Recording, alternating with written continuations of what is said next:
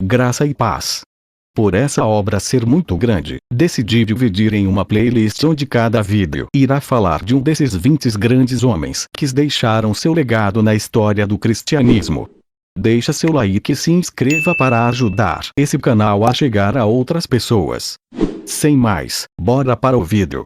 Livro Heróis da Fé. Autor Orlando S. Bower. 20 homens extraordinários que incendiaram o mundo. Jerônimo Savonarola, precursor da Grande Reforma, 1452-1498. O povo de toda a Itália afluía, em número sempre crescente, a Florença. A famosa Duomo não mais comportava as enormes multidões.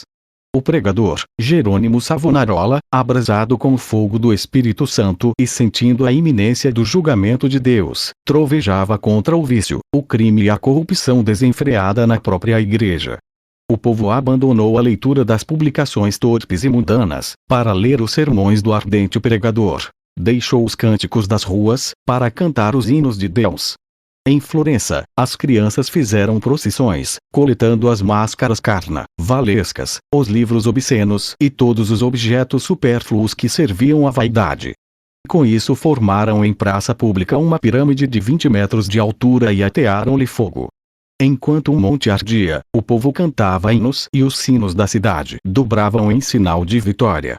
Se o ambiente político fosse o mesmo que depois veio a ser na Alemanha, o intrépido e devoto Jerônimo Savonarola teria sido um instrumento usado para iniciar a Grande Reforma, em vez de Martinho Lutero.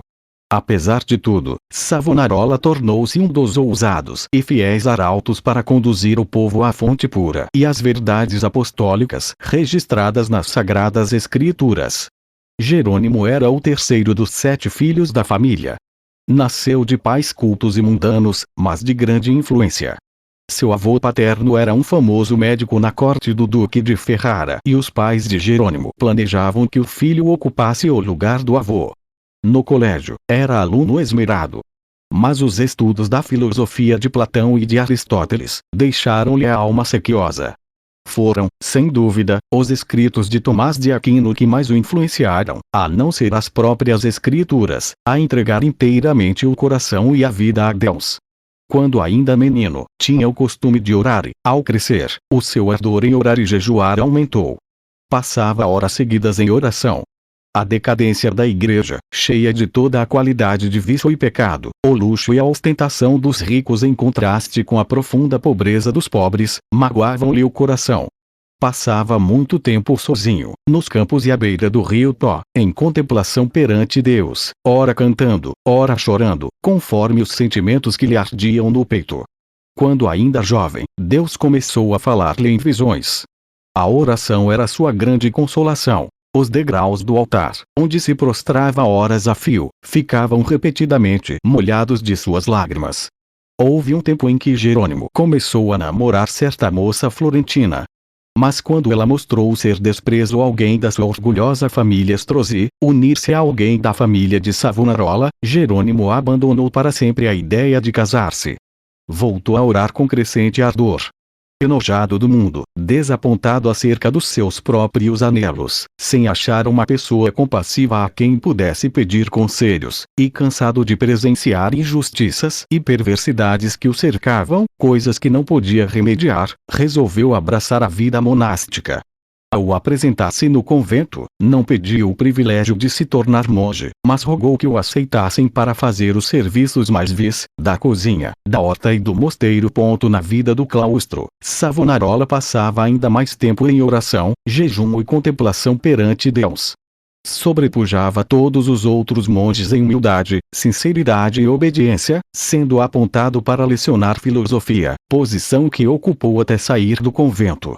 Depois de passar 7 anos no mosteiro de Bologna, Frei, irmão, Jerônimo foi para o convento de São Marcos, em Florença.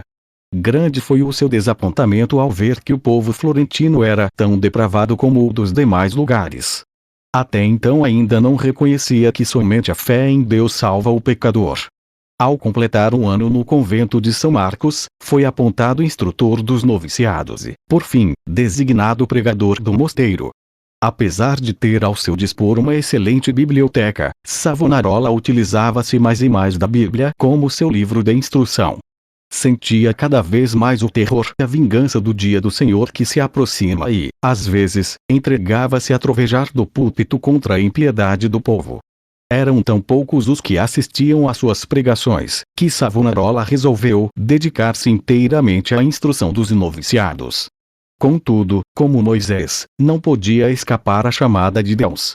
Certo dia, ao dirigir-se a uma feira, viu, repentinamente, em visão, os céus abertos e passando perante seus olhos todas as calamidades que sobrevirão à igreja.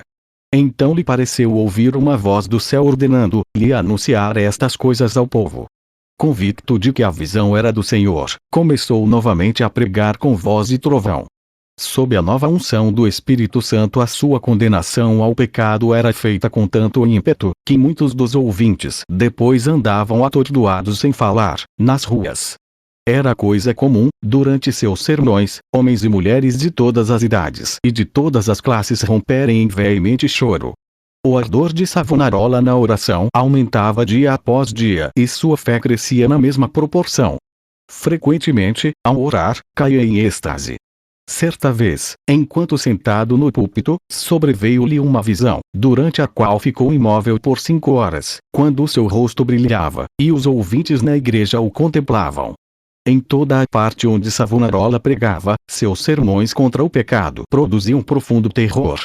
Os homens mais cultos começaram então a assistir às pregações em Florença. Foi necessário realizar as reuniões na Duomo, famosa catedral, onde continuou a pregar durante 8 anos. O povo se levantava à meia e esperava na rua até a hora de abrir a catedral. O corrupto regente de Florença, Lorenzo Médici, experimentou todas as formas: a bajulação, as peitas, as ameaças, e os rogos, para induzir Savonarola a desistir de pregar contra o pecado, e especialmente contra a perversidade do regente. Por fim, vendo que tudo era debalde, contratou o famoso pregador, Frei Mariano, para pregar contra Savonarola. Frei Mariano pregou um sermão, mas o povo não prestou atenção à sua eloquência e astúcia, e ele não ousou mais pregar. Nessa altura, Savonarola profetizou que Lorenzo, o Papa e o rei de Nápoles morreriam dentro de 1 ano, e assim sucedeu. Depois da morte de Lorenzo, Carlos VIII, da França, invadiu a Itália e a influência de Savonarola aumentou ainda mais. O povo abandonou a literatura torpe e mundana para ler os sermões do famoso pregador. Os ricos socorriam os pobres em vez de oprimi-los. Foi neste tempo que o povo fez a grande fogueira, na Piazza de Florença, e queimou grande quantidade de artigos usados para alimentar vícios e vaidade. Não cabia mais, na grande Duomo, o seu imenso auditório. Contudo, o sucesso de Savonarola foi muito curto. O pregador foi ameaçado, excomungado e, por fim, no ano de 1498, por ordem do Papa, foi queimado em praça pública. Com as palavras: "O Senhor sofreu tanto por mim", terminou a vida terrestre de um dos maiores e mais dedicados mártires de todos os tempos. Apesar de ele continuar até a morte a sustentar muitos dos erros da Igreja Romana, ensinava que todos os que são realmente crentes estão na verdadeira Igreja. Alimentava continuamente a alma com a palavra de Deus. As margens das páginas da sua Bíblia estão cheias de notas escritas enquanto meditava nas Escrituras.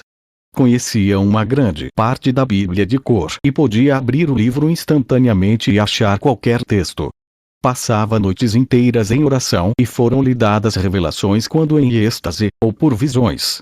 Seus livros sobre a humildade, a oração, o amor, etc., continuam a exercer grande influência sobre os homens.